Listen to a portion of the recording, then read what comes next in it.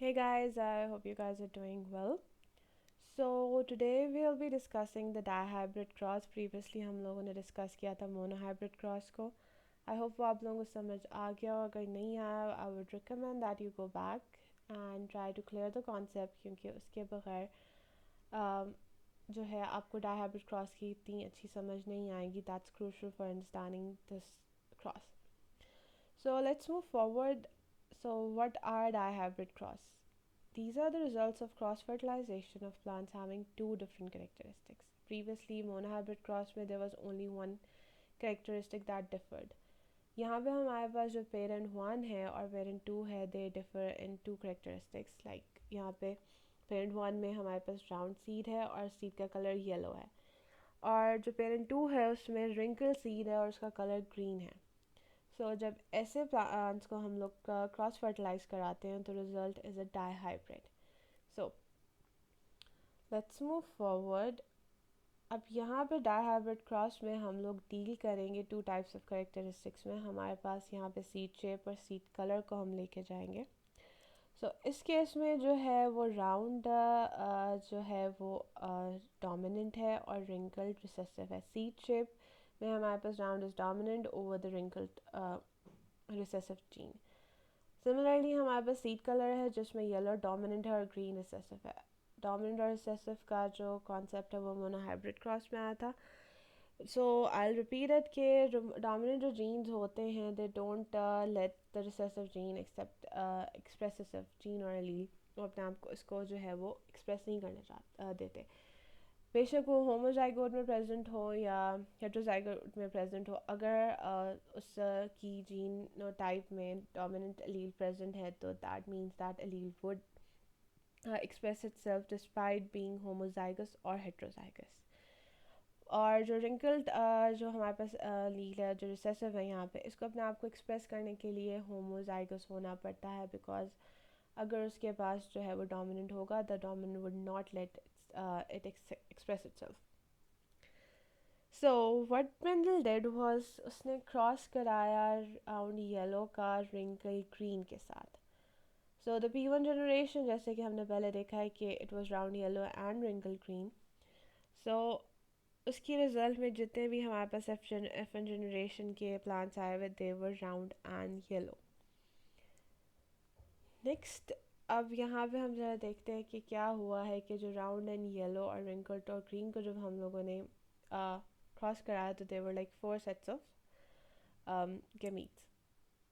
उनको क्रॉस कराने के बाद जितने भी हमारे पास प्रोजेनी आई that was round and yellow.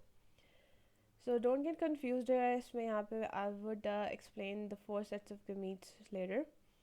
लेकिन for now you guys should understand कि यहाँ पे हमारे पास जो प्रोजेनी आई है उसकी जीनोटाइप जो है वो राउंड एंड येलो है. मतलब उसकी जीनोटाइप ये है और उसकी फिनोटाइप राउंड एंड येलो है. नेक्स्ट अब क्या हुआ कि मेंडल ने जो है सेल्फ फर्टिलाइज करवाया था F1 जनरेशन को. तो उसके रिजल्ट में हमारे पास 4 टाइप्स ऑफ फिनोटाइप्स आई. That was round yellow, wrinkled yellow, round green and wrinkle green. अब यहाँ पे अगर देखा जाए तो हमारे पास राउंड येलो जो है or wrinkle green that was originally present in the P1 generation. Now these two are the new recombinations के wrinkled yellow और round green जो है वो produce हो रहा है. So that was surprising for Mendel that how did that happen. So हम देखते हैं कि ऐसे कैसे हुआ. तो अब ये है कि जब ये राउंड येलो को F1 जनरेशन के जब हम लोगों ने सेल्फ फर्टिलाइज कराया तो इस केस में हमारे पास 4 सेट्स ऑफ गेमीट्स प्रोड्यूस हो रहे हैं. कि ये वाला जो गेमीट है इट वुड कंबाइन अलील है वो इसके साथ भी कंबाइन करेगा और इसके साथ भी कंबाइन करेगा. सिमिलरली इस वाले के साथ भी यही है कि ये इन दोनों के साथ कंबाइन करेंगे. That means we have 4 types of gametes. So अब ये हुआ कि here F1 generation is being self fertilize to produce F2 generation. लेकिन अब ये देखा जाए कि हमारे पास अब हम बात करेंगे आगे 16 पॉसिबिलिटीज़ की इस तरह से. So why 16 possibilities? क्योंकि each type of plant is producing 4 types of gametes. Here you can see कि यहाँ पे 4 sets of gametes produce हो रहे हैं. अब जो है 4 types of sperms होंगे और 4 types of eggs होंगे.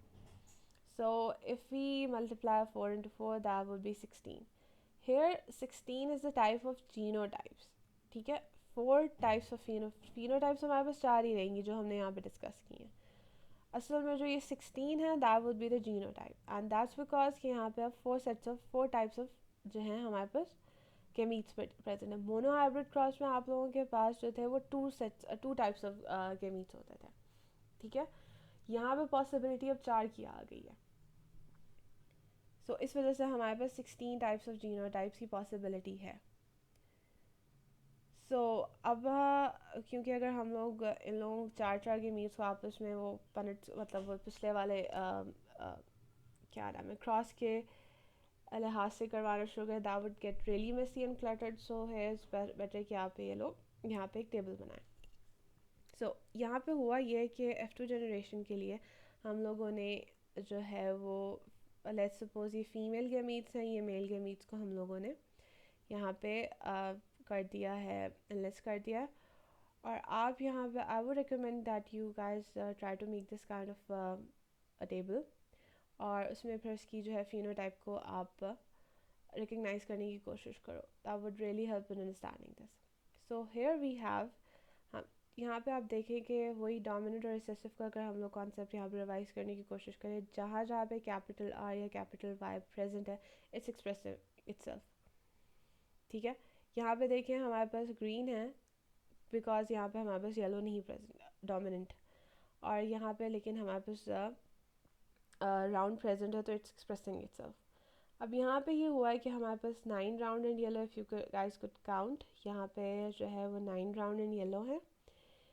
इसी तरह हमारे पास जो है यहाँ पे 3 राउंड ग्रीन है, और सिमिलरली हमारे पास यहाँ पे हैं 3 wrinkled yellow and 1 wrinkled green.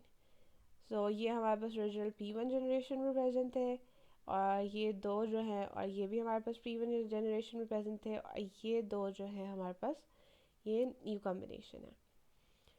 सो इससे हमें ये पता चलता है कि यूजिंग दीज रिजल्ट्स, इनको जब इंटरप्रेट किया मेंडल ने, so he deduce this law of independent assortment, जो कि स्टेट करता है कि each pair of allele assort independently of other pair of alleles during gamete formation.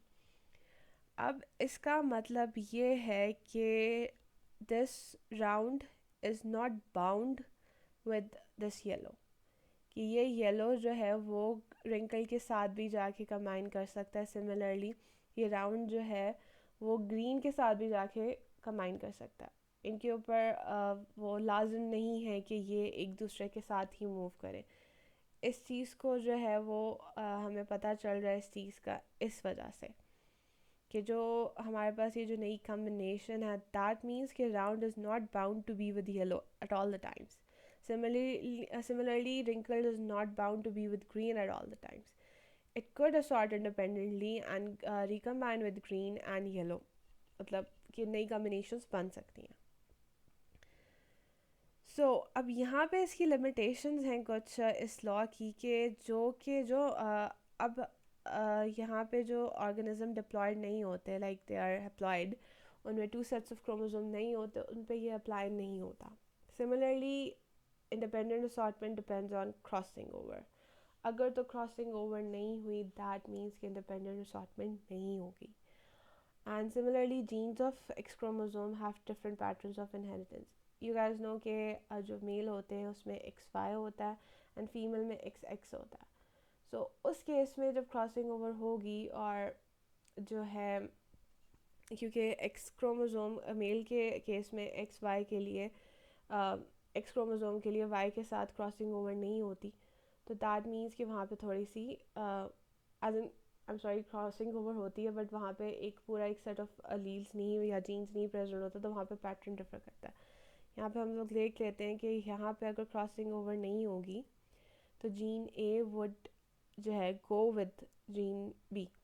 जैसे अगर हम लोग यहाँ पे देखते हैं कि ये येलो का है, मतलब सीड कलर का है जीन, और ये सीड शेप का है, तो अगर क्रॉसिंग ओवर नहीं होगी तो ये जीन्स एक दूसरे के साथ ही मूव करेंगे और दूसरी अगली जनरेशन में अपने आप को एक्सप्रेस कर देंगे.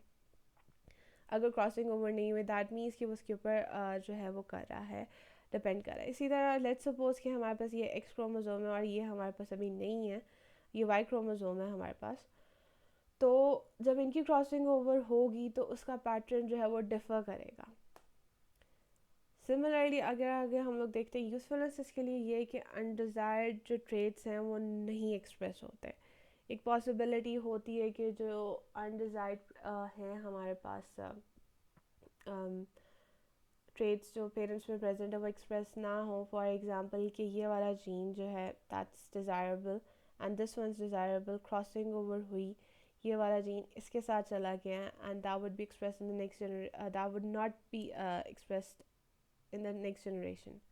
आई थिंक मैंने उल्टा बोल दिया, लेट्स स्टार्ट ओवर इस केस में कि इस जीन ए जो है वो डिज़ायरेबल है और जीन बी डिज़ायरेबल है, ठीक है। ये दोनों जीन्स जो हैं वो अब मतलब डिज़ायरेबल नहीं हैं, तो रिकॉम्बिनेशन हुई और जीन ए जीन बी जो डिज़ायरेबल हैं वो एक दूसरे के साथ कंबाइन हुए और वो नेक्स्ट जनरेशन में एक्सप्रेस हो गए, और ये जो दोनों थे वो रिकम्बाइन होकर एक दूसरे के साथ वो नेक्स्ट जनरेशन में एक्सप्रेस नहीं हुए।